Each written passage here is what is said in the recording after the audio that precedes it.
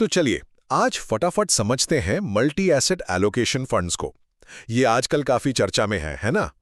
देखिए, मिंट का एक लेख बताता है कि ये फंड्स कैसे इक्विटी, डेट और सोने में पैसा लगाकर जोखिम कम करते हैं और ग्रोथ की गुंजाइश भी देते हैं। और हाँ, इनकी लोकप्रियता बढ़ रही है। अगस्त 2025 तक इनका कुल AUM 1.32 लाख करोड़ रुपए था और सिर्फ अगस्त में ही 5,500 करोड़ रुपए से ज्यादा का नेट इनफ्लो देखा गया। तो क्या है खास बातें?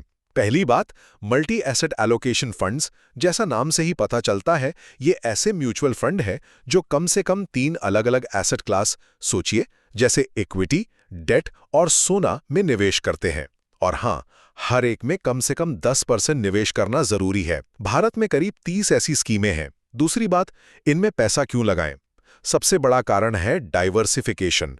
मतलब एक ही फंड से आपको इक्विटी, डेट और सोने तीनों में निवेश का फायदा मिल जाता है। और हाँ, अगर आप गोल्ड ETF के अलावा सोने की हालिया तेजी का फायदा उठाना चाहते हैं तो ये एक और तरीका है। कुछ जानने माने नाम हैं: आदित्य बिरला सन लाइफ, ICICI प्रूडेंशियल और SBI multi asset allocation fund. लेकिन तीसरी और आखिरी बात, क्या ये सबके लिए है?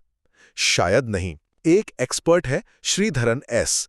उनका कहना है कि अगर आपका मकसद किसी एक खास एसेट क्लास, मान लीजिए सिर्फ सोना या सिर्फ इक्विटी में निवेश करना है, तो शायद सीधे उसी खास फंड में पैसा लगाना बेहतर हो। उनका मानना है कि अपने रिस्क के हिसाब से अलग-अलग एसेट क्लास में सोच समझकर पैसा लगाना लंबे समय में ज्यादा काम आ सकता है।